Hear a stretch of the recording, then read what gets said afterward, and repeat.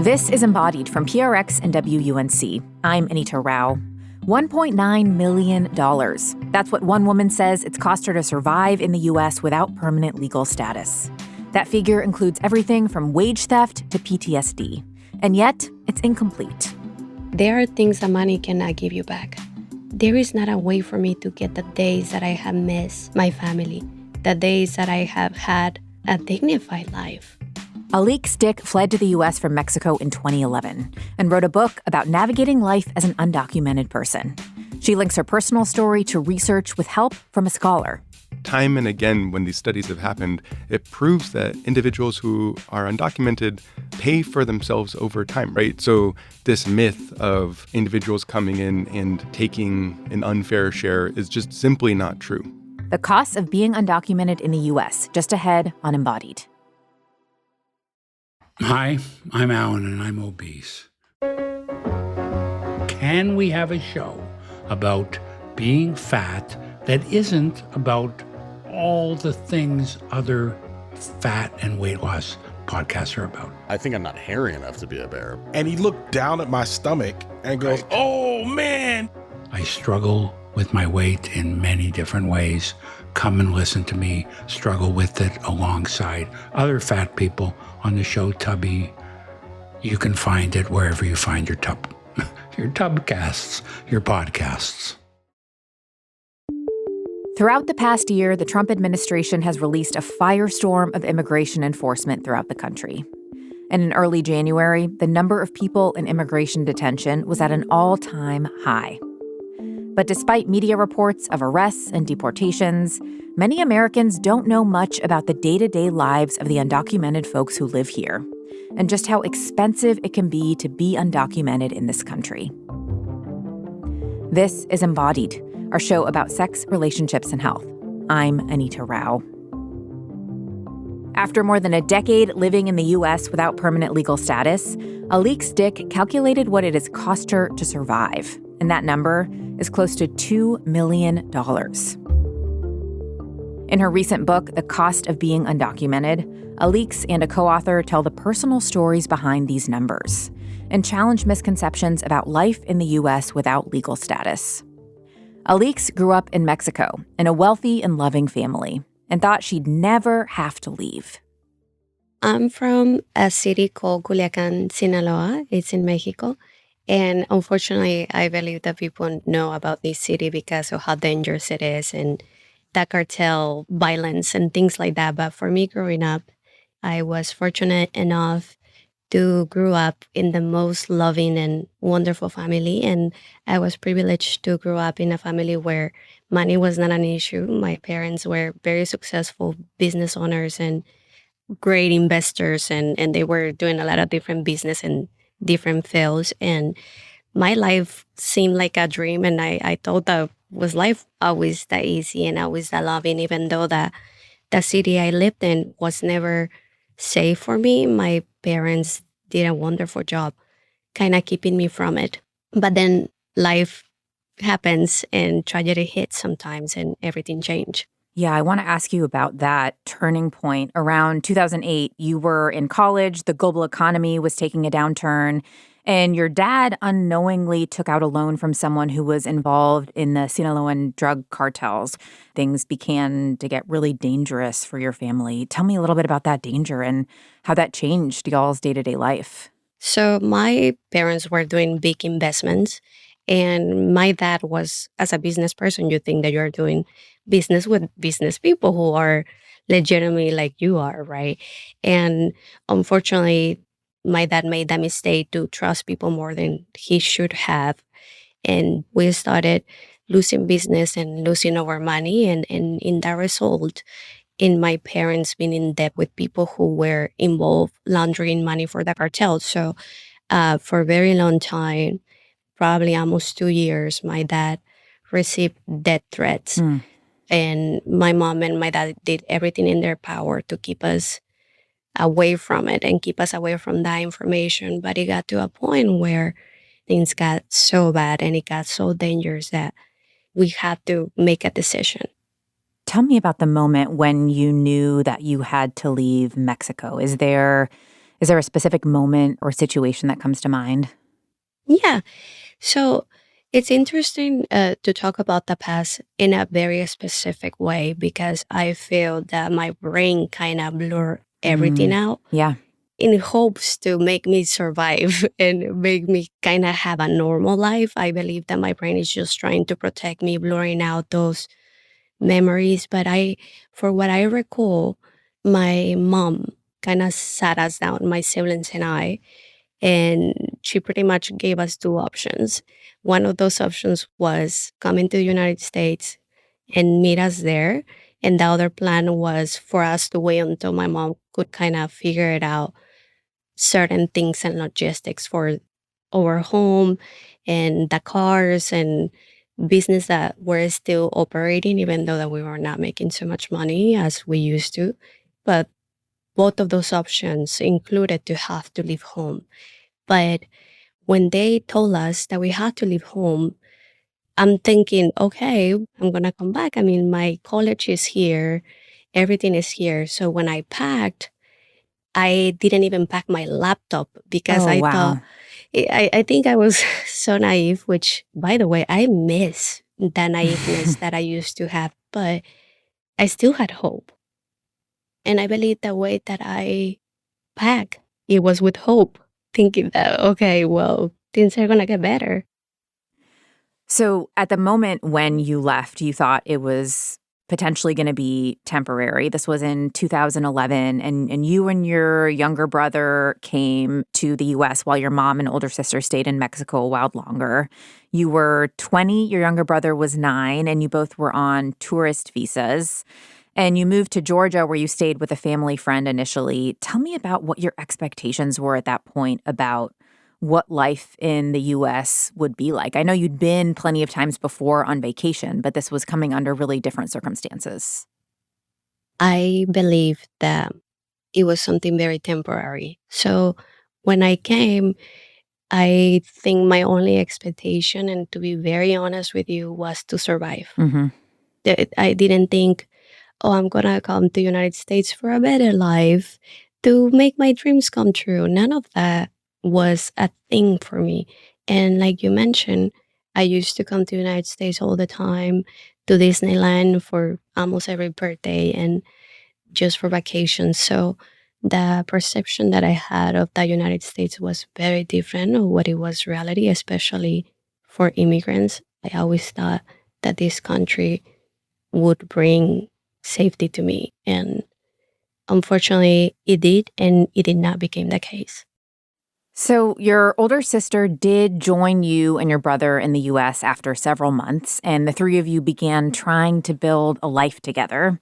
You kept renewing your tourist visas every 6 months, but none of you spoke English very well, and you were managing a lot. You were trying to figure out how to get your brother through school while you and your sister were also trying to find jobs under the table because you can't legally work on tourist visas. So eventually, you started talking with lawyers about getting asylum. And I want to hear about what you heard when you asked lawyers about whether or not it was possible for you and your siblings to get asylum given everything that you'd experienced in Mexico. So right now, everything is changing. The world and the laws are changing in a speed that I don't have words to explain. Yeah. But I'm gonna try to explain the best that I can. For people who have read the book and are familiar with my story, I wanted to become immigration lawyer. So I always kind of had a sense of how things work, right? And during that time, I'm talking about years ago, right? It was a little bit more accessible for other people from Latin America to get work permits, to get asylum and refuge if you had the right proof that that happened to you, right? So I always thought that Mexico fell into those programs because that was what in my head would be what is logic. Mexico, not all the parts, but especially the state where I'm from, it's one of the most dangerous places, not only in Mexico, but in the world. So this is a war that it's constantly happening. At the age of 14, I already been in the middle of 3 shootings. So how is that normal? Half of the people that I went to high school with either die, disappear, were kidnapped, or tortured. So in my head, I'm thinking, I mean, we have a great case. We have the proof that everything went wrong and how the cartel were sending death threats and that we were paying bodyguards to be able to even go to the store. So when I went to the first lawyer, we had a long conversation. We talked for like an hour and 40 minutes. And he looked at me and he was like, listen, you got a crazy case. I have seen things that are less dangerous than the things that you have seen and that you have experienced. And they have been able to get refuge, work permits. And when he said that, I was like, yes, we're going on a good way. We're going somewhere. And he looked at me and he's like, but there is one problem, that you are Mexican. Mexico is not considered a war zone like you consider it. Mexico is not recognized as a place that is dangerous to actually receive refuge. And it's something that I still, to this day, I'm not able to comprehend. And things have changed. I want to clarify that. Things are changing rapidly. So you had gone through so much before coming here, then coming here and trying to navigate a system where you kept getting no's and not the information that you were expecting. And eventually you all stopped renewing your tourist visas for fear that they were going to be denied. So you began living in the U.S. without legal status. As that shift happened, what were you thinking about the United States? Like, why did you decide to stay at that point? Well, the reality is that to me and to my siblings, we didn't have a choice. Yeah. And I have to be very, very clear about this. My siblings and I have been through a lot, but not even once we have said that we don't love this country, regardless of the cruelty and the violence that we have experienced here. We still believe that this country saved us. Do we want to be here? Maybe not. Did we have a choice? No. So it's a very complicated place to be in because there is so much grief about not being able to make your own decisions, but also having this type of anger, but so much love that it's trying to coexist. And if I could go back to where I'm from, maybe I would, but I'm also not safe there. If I stay here, I could die. If I go there, I could die. So what else is there for me to be able to have dignity and being able to not merely survive, but to live? I don't know what it would take. Just ahead, Alix describes what it has taken for her to survive in the U.S. and shares more stories from her new book, The Cost of Being Undocumented. We'll also be joined by her co-author, academic Antero Garcia. You're listening to Embodied from WUNC, a broadcast service of the University of North Carolina at Chapel Hill. You can also hear Embodied as a podcast. Follow and subscribe on your platform of choice. We'll be right back.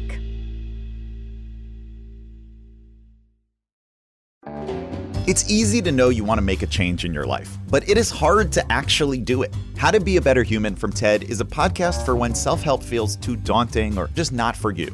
I'm Chris Duffy, the host of How to Be a Better Human, and trust me, I do not have it all figured out. But join me as I talk to experts about actually attainable ways we can try to improve our lives. Whether it's facing fears, setting boundaries, cleaning your house, or all sorts of other topics. Find How to Be a Better Human wherever you get your podcasts. This is Embodied. I'm Anita Rao. Today, we're talking about one woman's experience being undocumented in the U.S. Alix Dick is the co-author of The Cost of Being Undocumented, which tallies the emotional and financial toll of that experience. It also pushes back against the narrative that undocumented folks take more than they give to the U.S. economy. The book blends memoir and research and was a result of a collaboration between Alix and Stanford University professor Antero Garcia.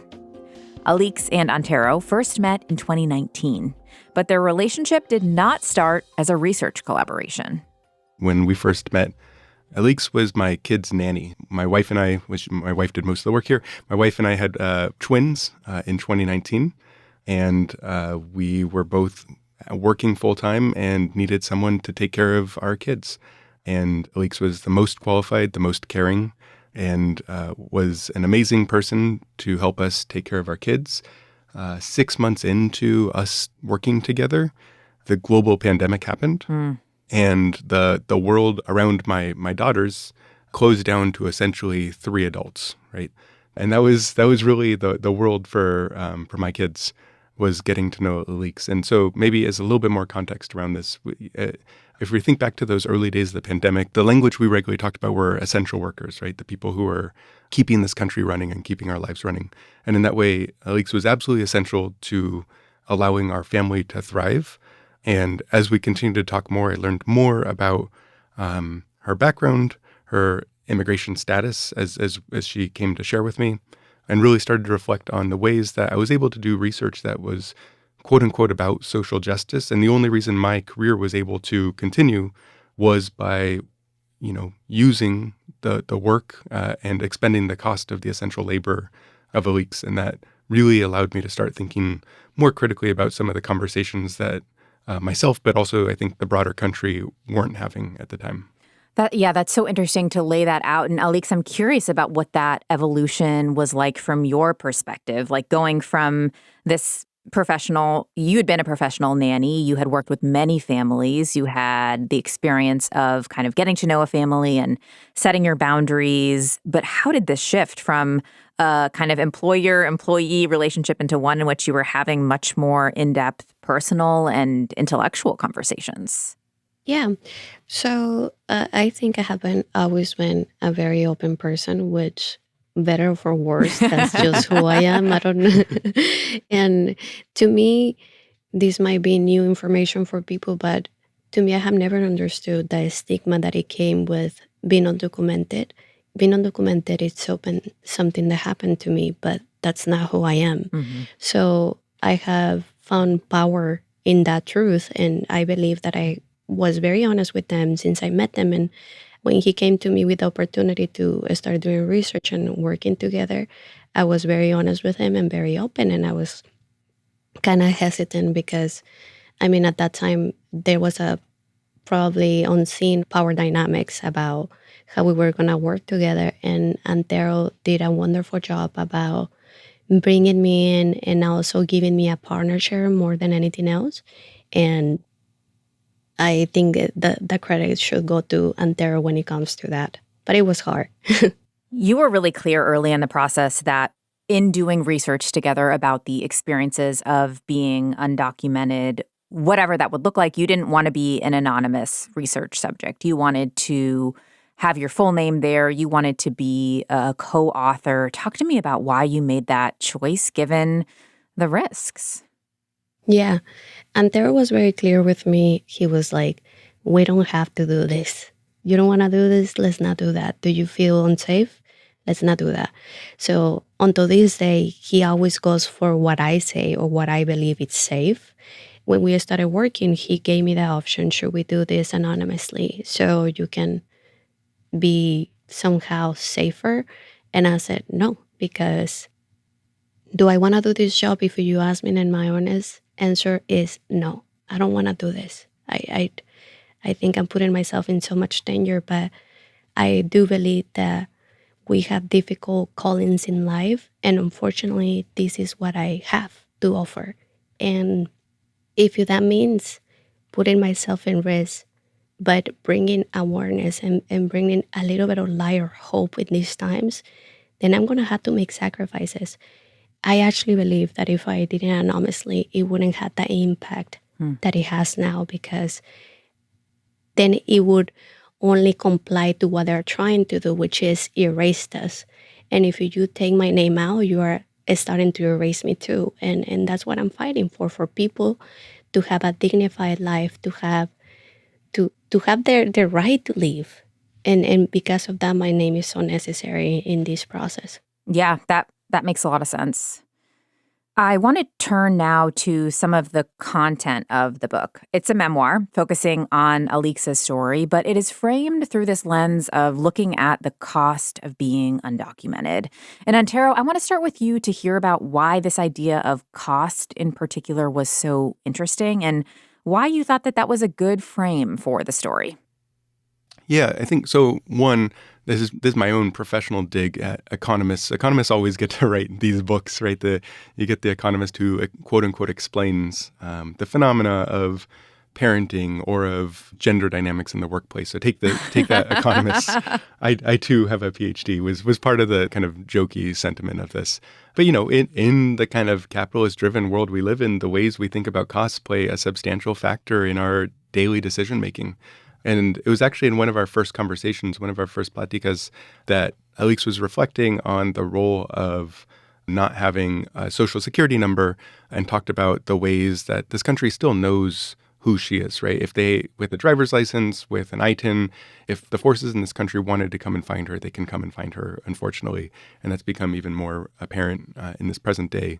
And the reason hadn't until this year been engaged in the kinds of violent mass deportation and kidnapping that we're seeing is because of the cost of convenience for the rest of this country, right? It is the United States is able to exploit the labor of undocumented individuals. And so that turning point and that insight from Alix really allowed us to think through, and this has come to much of our other work has been exploring what are the invisible costs that are incurred by the undocumented community today. And so, as we continue to do this research, we identified many and winnowed down to 10 chapters that are 10 different costs. And some of those are, what you would expect, right? What is the cost of healthcare? What is the cost of labor and employment for individuals who are labeled undocumented today? And some of those are less obvious costs, right? What's the cost of being Mexicana, right? And the kind of identity as a Mexican woman in a country where whiteness is oftentimes upheld as the social and valued norm. Just to say, like, the kinds of invisible costs, I think, are oftentimes much more costly to Alix, I imagine, than even some of the financial costs as well. So, Alix, I want to start unpacking some of these costs by talking more about your story and digging into the taxes piece of things. So there is this common misconception that undocumented folks don't pay state and federal taxes. And there are a couple of things to break down. So there are taxes on goods and services that everyone pays at the cash register, including undocumented folks. But according to the Institute on Taxation and Economic Policy, in just the year 2022, undocumented immigrants also paid billions of dollars in income taxes and payroll taxes. So tell me more about how that works and why you chose to pay those taxes, even though you can't reap many of the benefits. Yeah. The myth that undocumented people get to work and make cash and not pay taxes is as false as it gets, because in some moment I came to the United States with a visa, and before I became undocumented, I've been paying taxes, and I've been paying as much taxes as any of you have been paying, with the difference that I don't get any type of benefits. Something that people don't realize or people are not aware of is that at least the majority of people that I had conversations with who are immigrants or undocumented immigrants are happy to collaborate to whatever we have to do in order to be part of this society, to be part of this country, right? Do we believe it's unfair? Absolutely. I think all of us believe that we pay way too much taxes, but we are still happy to be part of it, because I think undocumented people are always finding ways to do the right thing, always finding ways to feel like we belong and we have a place here. And also, it's not so much about our choice, because if we want to work, then we still have to obtain what it's called an ITIN number, which is a number identity that it was created, I don't recall well, but in the 90s. So for people to be able to have a record in the United States for whatever reason, being undocumented, you still had to pay those taxes. Those taxes don't bring me any type of benefits. So the information that says that undocumented people get things for free and then they don't pay taxes is false. And on top of that, undocumented people have paid nearly almost $100 billion in taxes that we don't see. We don't get any safety for paying taxes. It's only a way for us to be part of this country, to be in the system, basically, which I always knew that paying taxes would bring more danger to me because you have to do it every year like everyone else, and they have your phone number, your addresses, they know where to find you. But I think for a very long time, this country extract the labor and the money in our finances, and it still didn't give us the opportunity to work in better jobs. Why? Because it was convenient, because having undocumented people is very convenient for the economy. People do not want to admit it, and that's fine. That doesn't mean because they don't want to admit it, it's not true. Because I believe if the system wanted us to actually be part of society, why are they giving us a number just to extract from us, but not giving us better opportunities, better jobs? Because at the end of the day, immigrants do not only the jobs that nobody wants to do, also the jobs that people can't do. And that's a reality that nobody wants to see that, right? And it's very unfortunate for me to see even Americans lacking so much when we are paying so many taxes, but undocumented people are not receiving anything for free. I haven't gotten anything for free. I can tell you that I have paid everything full price, overpriced, I would say. Antero, I want to ask you to zoom out for a second because, yeah, Sure. we hear Alix's story of, how long she has been paying taxes in this country, the amount of money that she has paid. When we zoom out and look at the data kind of net in the country, we hear a lot about kind of the tax burden of undocumented people. What do we know about how that bears out in the numbers in terms of the amount of tax dollars undocumented folks as a whole contribute versus the costs? Yeah. So there's two ways to think about this. So one, there is substantial income from undocumented individuals paying taxes, right? As you mentioned, billions and billions of dollars every year of income from individuals who are self-reporting and paying taxes. So there's that side. There's economic data behind what kinds of financial contributions individuals who are labeled undocumented make in this country. And time and again, when these studies have happened, it proves that individuals who are undocumented pay for themselves over time, right? They are not making a financial burden to this country, and in fact are adding to the economy and to the labor force in this country in positive ways, and always have been, right? So this myth of individuals coming in and taking an unfair share is just simply not true, right? And just the hard part about when we talk about money is we're not talking about human beings and individuals, right? Right. So that's the hard part with the zooming out part, right? The other side when I think about these taxes, right, is a good portion of the taxes that Alix and many other people in this country have paid who are undocumented is actively going to funding ICE and to programs that are harming, right, this community, right? And so, as much as we can see the atrocities that we're seeing happen in this country right now affecting individuals regardless of citizenship status, it is a damning moment to think about, essentially writing over a portion of your income to be actively hunted in this country by funding that hunt. Yeah. Yeah. And this is just kind of one example that you all point out in the book of the financial amount that undocumented folks are paying that they don't necessarily see the returns of. The other is kind of this bigger question, Alix, of labor and employment. You mentioned earlier that when you were in Mexico, you had dreams of becoming an immigration lawyer, and you brought those dreams with you into the U.S. But as you write, you're actually the first person in your family who didn't finish college, and not being able to finish college or finish your law degree has shut you out from a higher paying career. What have been the barriers for you to pursuing higher education in this country and getting a higher paying job? Yeah.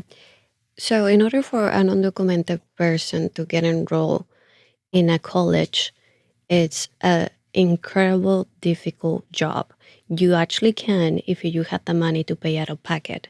There is, I would say, very limited opportunities for people like me to get higher education because there are scholarships, but they are very limited. And the people who have been able to do it, it's because they either are superhumans who the system considers very smart, or you have the means to actually get to do this, or you have parents that support you, or you have family that support you, or you are able to get loans. And I had coming back to school 3-4 times, I had to drop out because I couldn't pay. Education is very expensive for everyone, right? So you can only imagine how expensive it is for an international student. Yeah. You had a lot of challenges making enough money, but also finding fair employment and good working conditions. Can you talk about some of those with some examples from your experience? Yeah. Undocumented people are fully aware that normal jobs are not available for us. And that's a myth that undocumented people are stealing good jobs from American people. The jobs that are available for us are jobs like cleaning houses, nannying, sometimes in restaurants. But in the last few years with I-Verify, has been very difficult for undocumented people to get jobs at a restaurant, let's say, because I think number is not enough anymore in order for us to be able to get a job like that. So my options are usually either cleaning houses or nannying, or jobs that I can do cash, but I still had to pay taxes because the system has a record, or where I live, the system has a record that I'm alive and that I'm working. So there is no way out of you to not pay taxes because the IRS is going to come for you. Antero, when Alix started working for your family, what were some of the costs that you learned more about in terms of the costs for her to get employment or get fair employment? And how did those show up in how the two of you talked together? Sure. So we'll start with the hiring process. So we interviewed Alix and we interviewed several other nannies. You know, all of them seemed like they knew what babies were and how to take care of them. But, you know, Alix seemed most qualified and most caring in ways that, you know, when you think of handing over your child to somebody else, right, who's the person that's going to be? And it was very clearly Alix at that time. And so what we didn't ask when we did that interview process was, what's your immigration status, right? And you know, we didn't ask for a college degree or any of the kinds of things like that because, frankly, when it comes to caring for my kids, those aren't the qualifications that we cared for. And so we went through traditional negotiations around pay and days off and all of those kinds of things. So just to say like that, the front end of this is exactly what you would imagine asking anybody who you want to take care of your kids in the best way possible. But usually I think, and I have to mention, I feel like you guys were incredibly kind and compassionate in the whole process and you made it easy. But it's a background check. It's a lot of different processes that it requires in order for a nanny to get a job, and it has become even more difficult now. I mean, I think we talked to a reference. We had a copy of your current driver's license, right? Like all of the kinds of documentation that still exists for people. And one of the things that became clear during the pandemic was, regardless of immigration status, right, it was very clear that, well, you know, we're getting our groceries delivered and, you know, my wife and I basically went outside to walk our dogs and take our kids to the park nearby. Alix had to, you know, actually commute here, right, and had to not have her groceries delivered, right? Like there are very kinds of differences in lived experiences that meant that Alix was putting her own health and life at risk in order to engage in employment in ways that, you know, I didn't have to. And so just to name like that is a kind of privilege that became clear during the work process in those early days. Just ahead, Antero and Alix tell us about the process of calculating what it's cost her to live as an undocumented immigrant in the U.S. Stay with us after the break. And remember, you can hear the podcast version of this show by following Embodied on your platform of choice. This is Embodied. I'm Anita Rao. What is the financial cost of living as an undocumented immigrant in the U.S.? That's what we're talking about today with Alix Dick and Antero Garcia. Alix and Antero co-authored the book, The Cost of Being Undocumented. Alix is a writer, activist, and filmmaker, and Antero is an associate professor at Stanford University. The two of them spent years having conversations about Alix's experiences as an undocumented person in the U.S. And they did research on broader trends to put Alix's story in context. One theme the book homes in on is Alix's ongoing struggle to access health care. When I came to the United States, the first job that I had was at this Mexican restaurant. And I started experiencing a lot of pain in one of my molars on the left. And during that time, I was thinking that maybe it's a cavity or it's something that I might be able to fix at home. I had no idea the struggles that it would be to get the health that you need, because I'm thinking, this is the richest country in the world. Why would that be an issue? But I didn't speak English, so I was very intimidated by going to a doctor and explain and not being able to get understood. I would say probably 3-4 months I was having issues. I was not sleeping at night. My molar was really bothering me.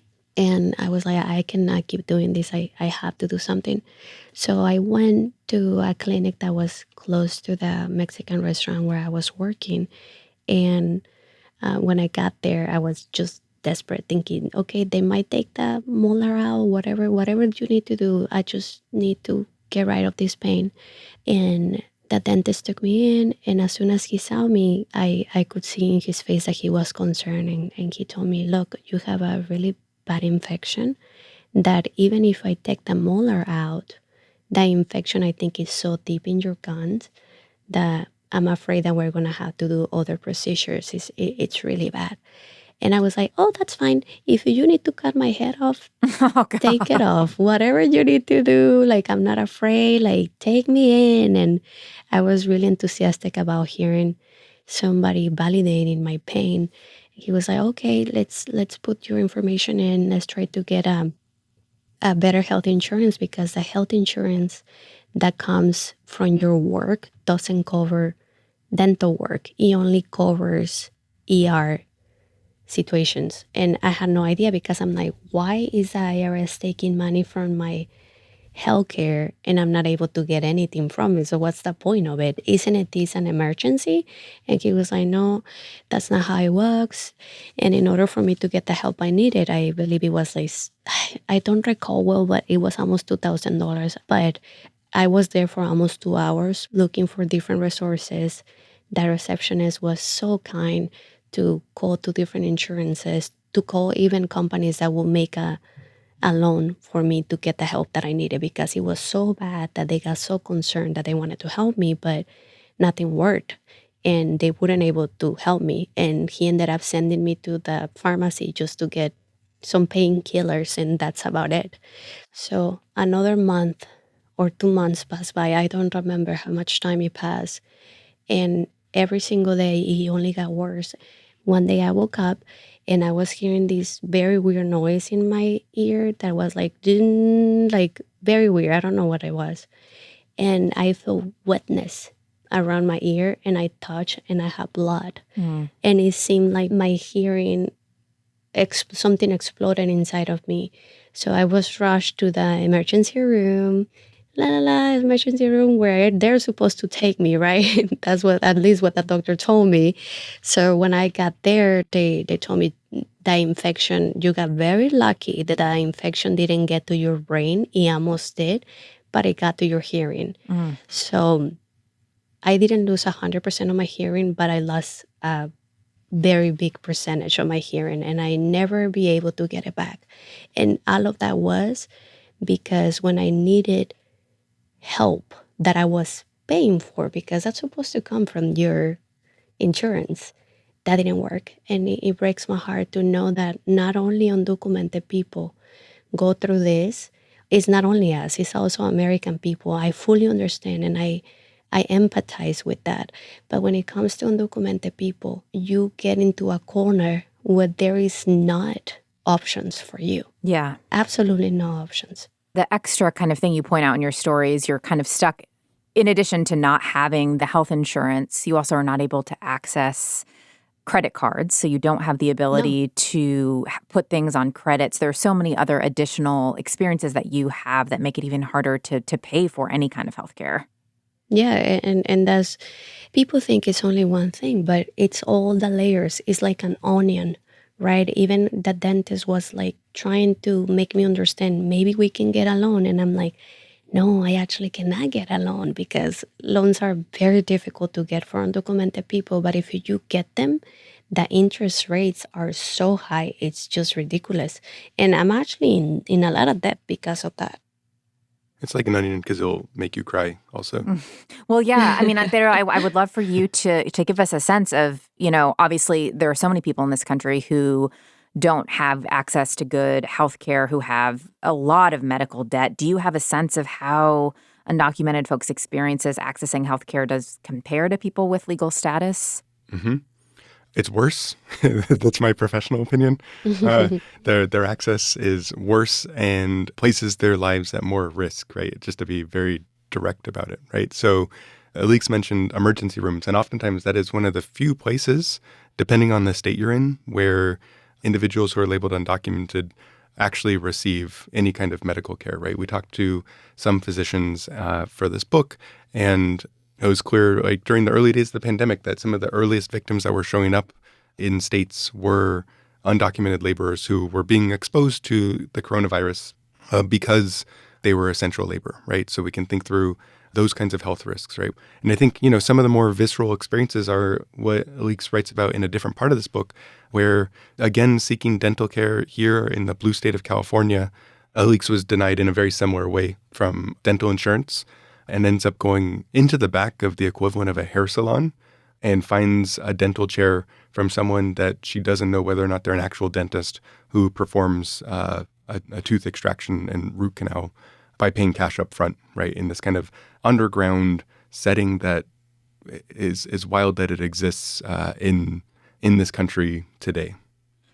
So we have talked about taxes, employment, healthcare in terms of costs, and you all actually came up with a numerical value to represent what it has cost Alix to be an undocumented person in this country for just over a decade. And that there's a table at the end of the book, and it includes everything from wage theft to legal fees to hospital visits to care for post-traumatic stress disorder. And the total is about $1.9 million.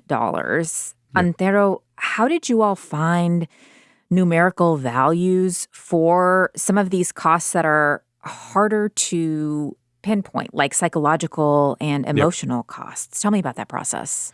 Yeah. So as I've clearly established before this, I'm not an economist. So we'll start with the caveats. And part of what we did was, in addition to that dollar amount, we do list some of the kinds of costs that can't be calculated, right? Like how do you put a cost on someone's humanity, right? So just to name that we tried to put as close to a financial number as we could. And we did that intentionally we hope people read that and either disagree because it's too low or it's too high, but at least have something out there to have a conversation around was the intent. Now, how we got to some of these numbers, right? So wage theft is easy, right? We can look at the period where Alix was working in a restaurant, the kinds of hours that she wasn't compensated for, and roughly approximate what her hourly wage should have been for that time. Those are the kinds of things that most people should be able to kind of back of the napkin figure out. Now, when it comes to issues of sexual and physical abuse that are experienced or kinds of physical harm and impairment like the loss of hearing, it turns out that the insurance companies in this country actually have tables that are prepared to adjust for those things. And so if you talk to an insurance adjuster like we did, and you look at the kinds of harm that was experienced and the severity of that harm, there's a big fancy table and an actuarial table, and you can kind of track down what is a payout, right? So, and these are things that, large businesses deal with all the time, right? If you're in a meat processing factory and someone's limb is severed, depending on if that is their dominant hand or not dominant hand, and if it's just a finger or if it's the entire hand, right? Like, you get a certain amount of money. And so we just followed the kinds of procedures that currently exist for employed individuals and applied those as best as we could for someone who is labeled undocumented and isn't able to, benefit's the wrong word here, but benefit from those kinds of systems that are currently in place in this country. Alix, what was it like for you to see that total, $1.9 million? How did you react? I will argue that it's incredibly low. Uh-huh. She's waiting for her check. The funny part about all of this is that we usually talk about the social economics about being undocumented. We everybody talks about the financial state of things, and we talk about numbers, right? And even though that I think it's very low, I mean it wholeheartedly. There are things that money cannot give you back. I'll never get my health back, and that's the honest truth. And it's not for me to be dramatic.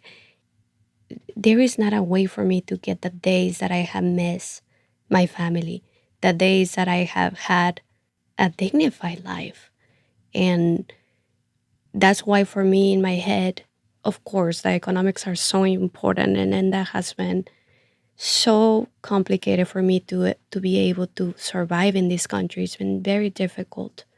But there are things that I cannot put a number on. Yeah. So the two of you wrote this book during the Biden administration. It was released in the middle of last year, 6 months into Trump's tenure. We have referenced throughout this show the changing climate and how things have shifted. But I want to bring it more personal into the relationship between the two of you and hear about the conversations the two of you have been having about balancing safety and publicity as you want to tell the story of this book and put it out into the world. But there are also some real costs for Alix to do that. Yeah, the timing couldn't be better or worse for this book in terms of the urgency for this conversation to be happening. But for Alix to be present to do that has been truly awful, right? So our book came out 2 weeks into the substantial ICE raids that first started happening in Los Angeles, where both of us now live. For our book launch, which happened at Octavia's Bookshelf, we'll shout out Octavia's Bookshelf in Pasadena, an amazing community resource in this space. The owners of that bookstore, Nikki, she was able to make sure that we had community patrolling outside to make sure that this was as safe a space as possible. Every time we try to figure out a new event, I usually try to convince Alix we shouldn't do it. Given the kinds of risks that are happening. And any in-person activities obviously have to be within the state. Alix can't cross state lines right now. And anything out of state, I usually will travel to and will Zoom Alix into. So just to say, there's some logistics conversations that we figure out. But also, the conversations we have from place to place usually aren't particularly pleasant. This is a thing where, you write a book, you want to celebrate it, you want to be in community with other people. And Alix, you can speak to this, but I imagine these are places of high stress and high anxiety for you. No, they're not pleasant at all. And the conversation and the questions that you get from the audience are usually the most invasive? The most invasive, which I kind of was mentally prepared for people to be invasive. But there is also so much aggressiveness in those questions. So these events are usually not pleasant. They are not. They're not. And we like all the people that show up. We love. No, I mean, the reason, and that's the funny part, the reason we did this book, for me, was all this rage and all this grief comes from a place of love, comes from a place of compassion, not only for my situation, but for everyone else, So we get a lot of support and we get a lot of love as well, but it's impossible to ignore the negativity that these events bring, because sometimes people come because they're trying to have a debate or they're trying to intimidate you. And by the way, I'm not going to places to debate. I just gotta be very upfront about that. And I don't know where people got the idea, but I can sense that they don't go with the best heart position, I would say. Yeah. A lot of people, but I also don't want to minimize the love and the incredible support that we have gotten as well. Well, I have just one last question for you, Alix, which is that toward the end of the book, you share a dream for your future. And it includes living in a house that you can afford, with a job that gives you sick time to attend to your needs, the ability to work as a writer and storyteller, a filmmaker, which is something that you love. But you share this dream with the knowledge that you're not sure if it's at all possible. How is dreaming important for your survival in this moment right now? My answer, I don't know if it's going to answer this question, but I have big dreams. I still want to become a lawyer. I still working on my films and working on my TV script to make my story to put it in television, and I have all of these projects, but the reality of my life is that at this moment, even though that I'm working really hard for all of these different projects in different fields, I just want to survive today, and that's what I've been focusing on. I'm taking one day at a time. I don't know what the future holds for me, and that's the saddest part of this, right? Like, even though that I'm working really, really hard in all of these projects and going back to school and all the things that I want to do, the most important thing for me right now is to make it to tomorrow. And tomorrow I will figure it out. But for now, I feel like I don't have the space or the hope, even though that I hate to say that, but everything looks so blurred that I just want to make it to tomorrow, and then tomorrow I'll take it from there. Well, thank you so much for sharing so much of your story with us, and Antero for your contributions in this book that you two have written together. Thank you so much for the conversation. Thank you. Thank you so much, Anita. You can find out more about Alix, Antero, and their book, The Cost of Being Undocumented, at our website, embodiedwunc.org. You can find all episodes of Embodied the Radio Show there and subscribe to our weekly podcast. Today's episode was produced by Kaya Finlay and edited by Amanda Magnus. Sarah Nix provided additional editorial guidance. Adesina Newkirk is our intern, and Jenny Lawson, our technical director. Quilla wrote our theme music. This program is recorded at the American Tobacco Historic District. WUNC is a broadcast service of the University of North Carolina at Chapel Hill. I'm Anita Rao.